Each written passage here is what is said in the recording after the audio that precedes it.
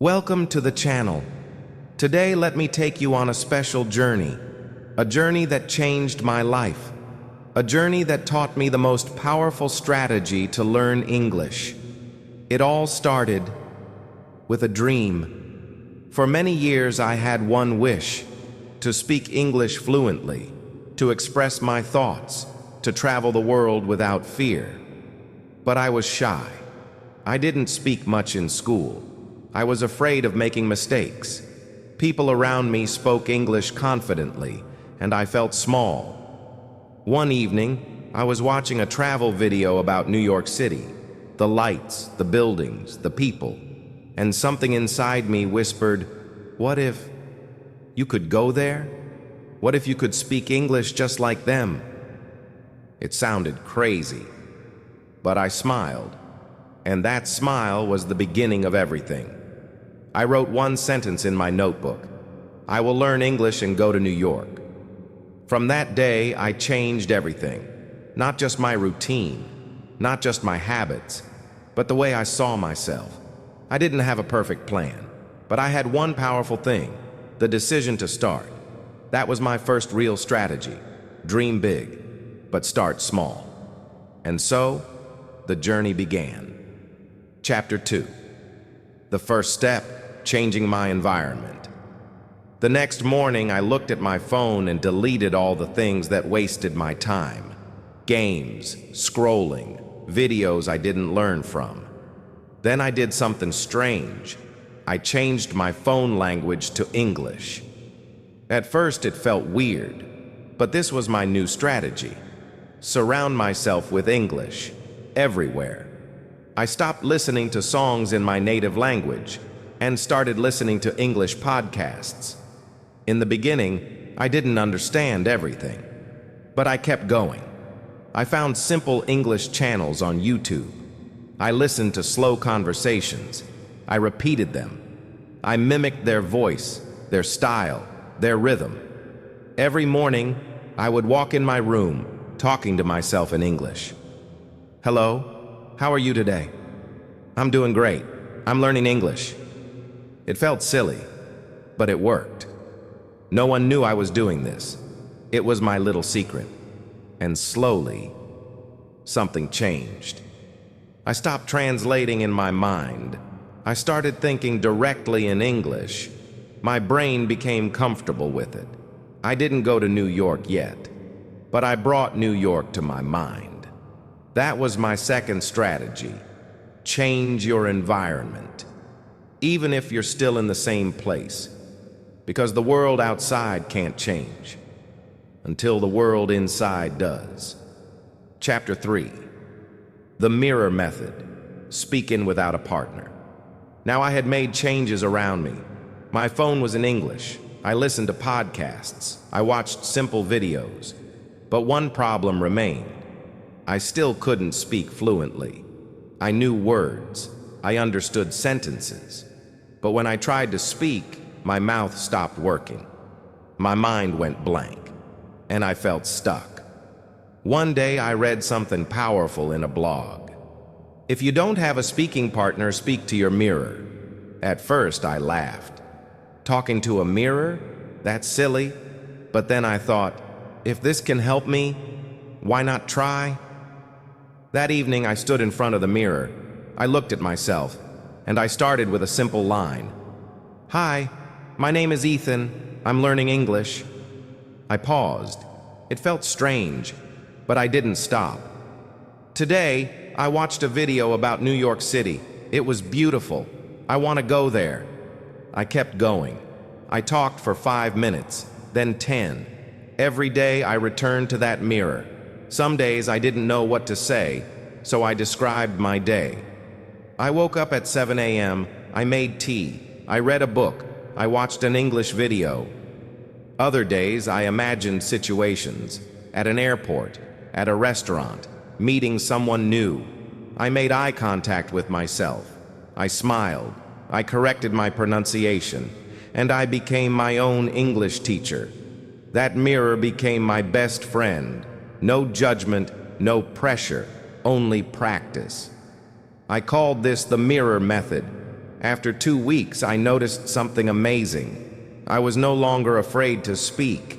I could form sentences faster. I sounded more natural. It wasn't magic. It was daily effort in front of a simple mirror. And that was my third strategy. Speak to yourself, even if no one is listening. Because the first conversation you need is with yourself. Chapter 4. Learning from the streets. How I used real English in daily life. After practicing in front of the mirror for weeks, something surprising happened. One morning, I walked past a group of tourists in my city. They were lost, looking at their phone, confused.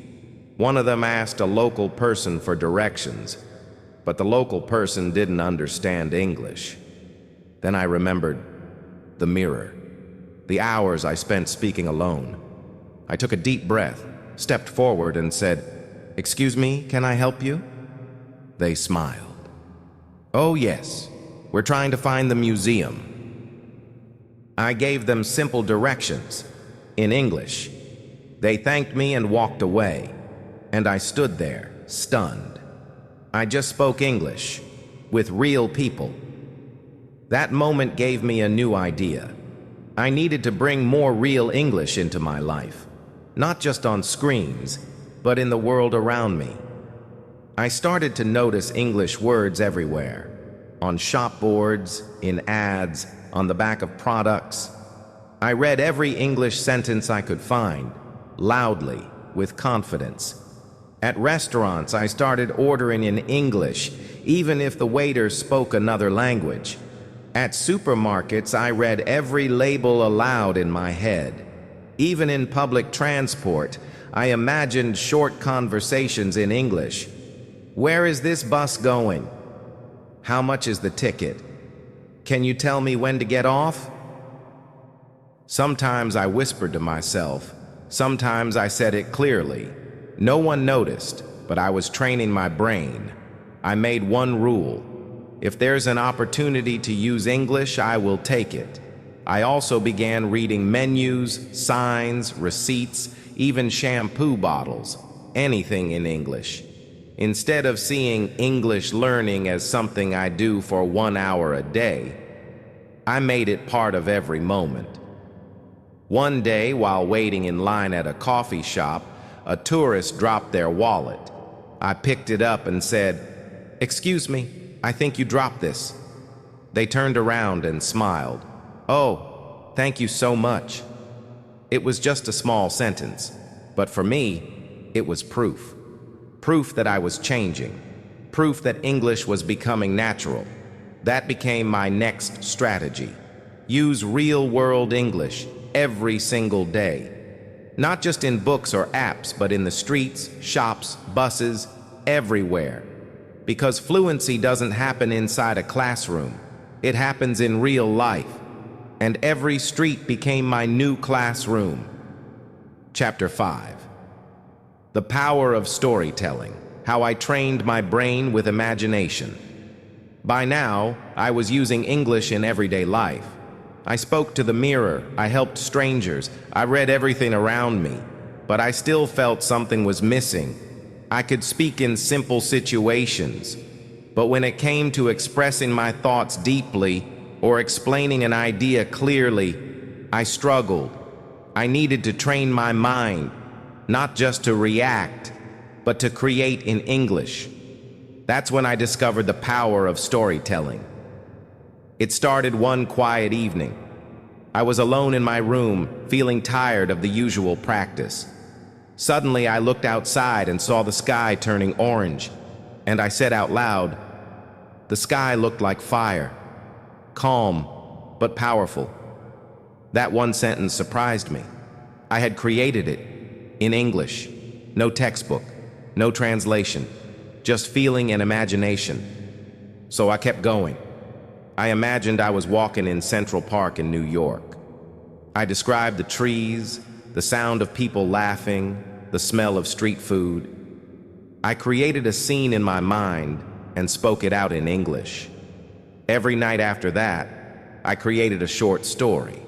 Some stories were about travel, some about meeting a stranger, some completely imaginary, but I always spoke them out loud. I entered a bookstore in Brooklyn. A lady smiled at me and asked, "Looking for anything special?" I said, "Just a story that can change my life."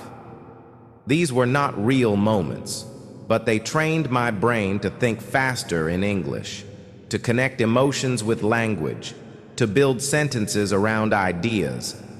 I started using my phone to record myself. After speaking a short story, I would listen to it again. Sometimes I laughed at my mistakes. Sometimes I was surprised at how natural I sounded. I even gave myself challenges. Describe a scene from your window. Tell a story about a rainy day. Imagine your first day in New York. Pretend you're giving an interview. This made learning fun. It was no longer about right or wrong. It was about creating something beautiful with words. It didn't just improve my English, it improved my confidence, my voice, my ability to express anything, anytime. And so, I made this my next big strategy. Use storytelling as a daily brain workout. Because when you can tell a story, you can talk about your life. You can explain your ideas, you can connect with people, and isn't that what language is really for? Chapter 6. The Smart Shadowing Technique. Speaking like a native. A month passed since I started telling stories. I was becoming more confident, more creative, more comfortable in English. But one thing still bothered me: my pronunciation. I could speak clearly, but I didn't sound natural. Sometimes my sentences had the right words but the wrong rhythm. I wanted to sound more fluent, more like a native speaker. That's when I discovered something called shadowing. Shadowing is simple. You listen to a native speaker, and you copy them. Exactly. The way they talk, the way they pause, even the way they breathe between sentences. I started this method with short videos on YouTube. I chose videos with real conversations, interviews, travel vlogs, short stories. At first, I just listened carefully. Then I replayed a sentence, and I spoke at the same time, like a shadow. "Hi, I'm Anna, and today I'm going to show you my favorite places in New York." "Hi, I'm Anna, and today I'm going to show you my favorite places in New York." Again and again. At first, I couldn't keep up. They spoke fast, but I kept trying. I broke long videos into short parts, 10 seconds at a time. Pause, repeat, shadow. It felt like dancing with language. My tongue and mouth were learning a new rhythm. I started noticing details I never noticed before. How native speakers don't always say "going to." They say "gonna." How they connect words like "what are you" into "what che." How their voice goes up at the end of a question. These small things made a big difference. After a week, I recorded myself shadowing a travel video. Then I listened to my voice, and I was shocked. I sounded better, smoother, more natural. I smiled and thought, this is working. So I made shadowing a daily habit. In the morning, I shadowed podcasts while making breakfast. At night, I shadowed short interviews before bed. Sometimes I even walked around the room with earphones in, copying the speaker's every word like I was acting in a movie. It wasn't just practice, it felt like transformation. That's when I realized, we don't just learn a language, we absorb it. And the best way to absorb natural speaking? Shadow a native speaker. So that became my 6th strategy. Use the shadowing technique to train your mouth and ears to work together. Because when you sound like a native, you start to feel like one. And that feeling, it changes everything. Chapter 7. Learning with Purpose. How I stopped wasting time and started making progress. After weeks of shadowing, storytelling, and using English in real life, I felt proud of my progress. But then something strange happened. One weekend, I watched over 5 hours of English videos, movies, interviews, podcasts. By the end, I felt tired. But when I tried to speak, I still hesitated. I asked myself, why am I not improving faster? I'm spending so much time. That night, I sat down with a notebook. I wrote one simple question. What exactly did I learn today?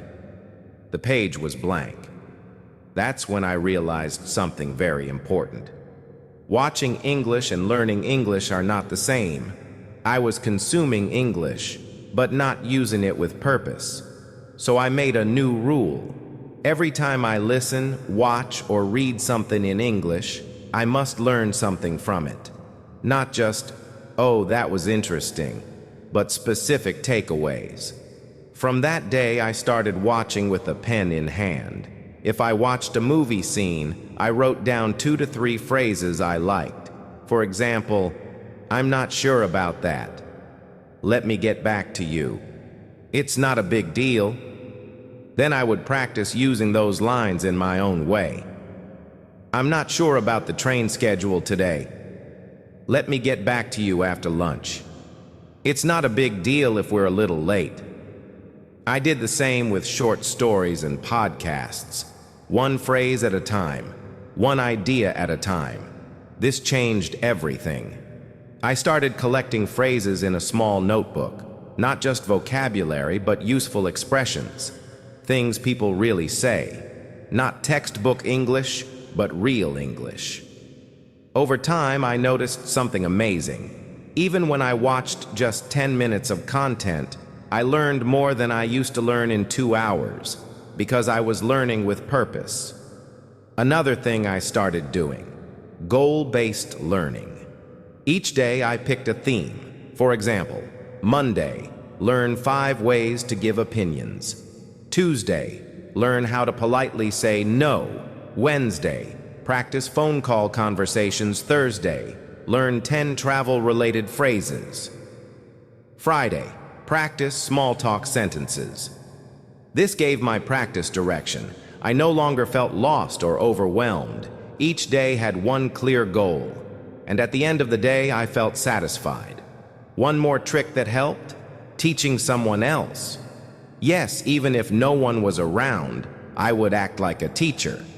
I would say out loud, "Today I learned how to ask for help politely."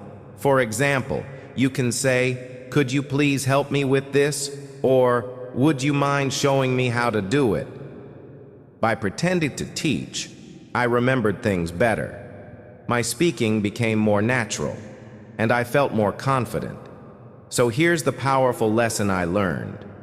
Time doesn't make you fluent. Purpose does. You can spend 4 hours passively watching English videos, or 20 minutes actively learning something useful. The second option wins every time. That's why my 7th strategy became clear. Learn with purpose. Set a goal. Take notes. Practice what you learn. Teach it out loud. That's how real progress happens. Not by spending more time, but by using your time better. Chapter 8. The English Challenge Game. How I turned practice into fun. By this time in New York, I had learned so many techniques. Listening, speaking, storytelling, shadowing, purposeful learning. But even with all that, sometimes I felt bored. Not because English wasn't interesting, but because routine gets boring, even when it's helpful. I knew I had to keep learning, but I also wanted to enjoy the process. So one evening, while walking through Times Square, I had an idea. What if I turned English learning into a game? The next day, I created my own English challenge game. I opened a notebook and wrote, Day 1 challenge. Speak to one stranger in English. It was scary, but I did it. I asked a man in a cafe, "Excuse me, do you know where the nearest subway is?" He smiled and helped me. That one sentence gave me a little victory. So the next day I wrote, Day 2. Challenge. Learn 5 new words and use them in real sentences. Every day, one challenge. Not big, not difficult, but enough to push me. Here are some of my favorite challenges from that month. Day 5. Watch a short movie and write a short summary in English. Day 9. Record yourself talking about your daily routine. Day 13. Ask for something in a shop without using gestures. Day 17. Explain your favorite recipe in English. Day 20. Compliment someone using English. You have a lovely smile, or I like your style. These small games made a big impact. Each challenge gave me something new. New vocabulary, new confidence, new situations. I even made weekly challenges. Week 1. Avoid your native language for 2 hours. Only English. Week 2. Teach someone 5 phrases you learned this week. Week 3. Try to tell a joke in English. Even if no one laughs, just try. Week 4. Write a letter to your future self. In English. Soon, English wasn't just something I studied. It became a daily adventure. I woke up thinking, what's today's challenge? It made learning feel like play, not pressure. After a month of doing this, I noticed 3 big changes. 1. I became more active in using English. No more waiting for the perfect time. 2. I felt more brave. Even when I made mistakes, I didn't stop. 3. I had fun every single day, and that joy kept me going. I even made a habit of giving myself points. 5 points if I completed the challenge, 10 points if I did something extra, 0 points if I skipped the day. At the end of the week, I gave myself small rewards, a walk in the park, a new book, or a treat. This simple system made me consistent, and consistency is what brings fluency.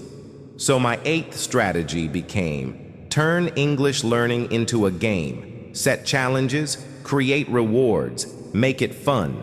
Because if you enjoy the journey, you'll never stop walking forward. Chapter 9. My English Journal, The Secret to Thinking in English.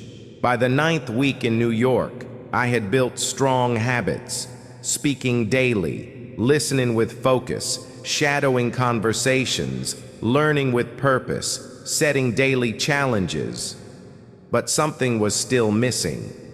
Every night before sleeping, I realized I was still thinking in my native language. Then I translated my thoughts into English when I spoke. That made me slow. So I asked myself, what if I could start thinking directly in English? I had heard people say, think in English, but nobody explained how to do it. So I came up with my own method. That's when I started my most powerful habit, the English Journal. Not just writing random sentences, but building a full routine around it. Step 1. Writing like I talk. I bought a small notebook and wrote one rule on the first page. Write how you speak, not how you write. This changed everything. I started writing every night, as if I was talking to a friend. Simple, honest, real English. For example, today I felt a little tired. I wanted to skip practice, but I didn't. I watched a funny video and laughed so much. Learning English feels better when I'm enjoying it. No pressure, no grammar stress, just my thoughts written in easy English. Every day, 5 to 10 minutes. Step 2. Writing about my day. I began each entry with a short summary of my day. What did I do? What did I feel? What did I learn? This helped me remember vocabulary related to daily life. Wake up, brush teeth, take the subway, meet a friend, cook dinner, finish work, real life, real language. Step 3, asking myself questions. Then I wrote a question and answered it, all in English. What made me smile today? What was difficult? What would I do differently tomorrow? Why do I want to be fluent in English? By writing answers, I was training my brain to think in English, not translate, not copy, but really think. This was powerful. Step 4. Using new phrases. Anytime I learned a new phrase from a movie, conversation, or podcast, I tried to use it in my journal. For example, after hearing "I'm over the moon," I wrote, "I'm over the moon today because I spoke to a stranger for 2 full minutes without stopping." That helped the phrase stick in my memory. Step 5. Reading it out loud after writing, I read my journal out loud to myself, softly, like telling a story to a close friend. This improved my pronunciation, rhythm, and confidence. And the best part? I started feeling more connected to English. It was no longer a subject. It became a language of my emotions. Results. After 1 month. After 30 days of journaling, I saw major changes. I spoke faster, with fewer pauses. I could describe feelings and thoughts easily. I stopped translating in my head. I started dreaming, sometimes in English. I even went back to read my first entries. They were simple, but powerful, because they were real. So my 9th strategy became keep an English journal. Think in English, write in English, read out loud, grow every day. No one sees your journal. No one corrects your grammar. It's just you and your progress. It's the most personal way to become fluent. And it doesn't cost anything, just a pen, a notebook, and a few minutes each day. Chapter 10. My English Confidence Test, From Fear to Freedom. 10 weeks had passed since I arrived in New York. I had listened to real conversations, practiced shadowing, joined speaking clubs, used daily challenges, kept a personal journal. But one day, I looked at myself in the mirror and asked, "Are you truly confident in English now?" That was the final test.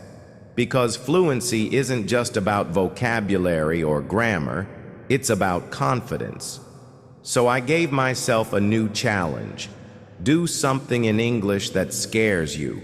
Not a little uncomfortable, not a little tricky, but something that makes your heart beat faster. I thought about it for hours. Then I saw a flyer in a bookstore. Open mic night, tell your story. A microphone, a stage, an audience of strangers, and 5 minutes to speak in English. My hands were sweating just thinking about it. The preparation. That night, I wrote down my story. Not a perfect one, just real. I talked about where I came from, why I struggled with English, what I learned in New York, and why I believe anyone can do it. Then I practiced, every single day. I stood in front of my mirror and rehearsed. I recorded myself and listened. I asked a friend to listen and give feedback. And I reminded myself, you're not here to be perfect. You're here to be brave. The night of the speech, I arrived early. My heart was pounding. People were laughing, chatting, drinking coffee. Some looked like native speakers. Others were nervous too. Then the host called my name. I walked up to the stage. My legs felt heavy, but I smiled. And then I spoke. Good evening, everyone. My name is Ethan. I came to New York with a backpack and a dream, to speak English fluently. The audience got quiet. Some leaned in to listen. I wasn't confident. I made many mistakes. Sometimes I wanted to give up, but I didn't. I tried one new thing every day. I failed. I learned. I grew. I told them about my daily listening habit, my subway practice, my English journal, my challenges. And I ended with, if you're afraid of speaking English, let me say this. Fear means you care. Don't wait to be perfect. Speak anyway. The room clapped. Some people stood up. I walked off that stage feeling something new: freedom. What happened next? After the event, a girl from Japan came to me and said, "Your story is like mine. I was too scared to speak, but now I want to try."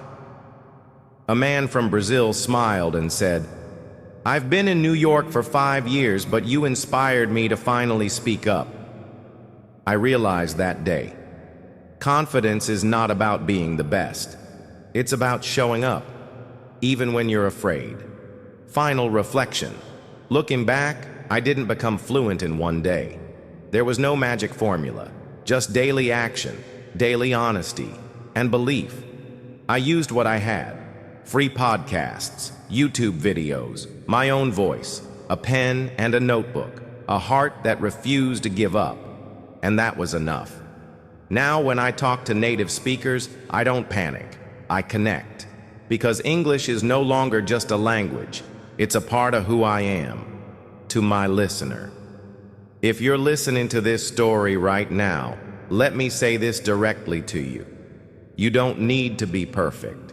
You need to begin. You need to stay. You need to believe. Your journey might not be New York. Maybe it's your hometown, your phone, your journal. But the path is yours. And your English can grow, step by step, just like mine. So go ahead, make mistakes, laugh, learn, and speak. You are not alone.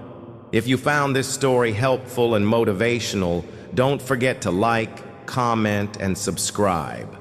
We're on this journey together, and the best is yet to come.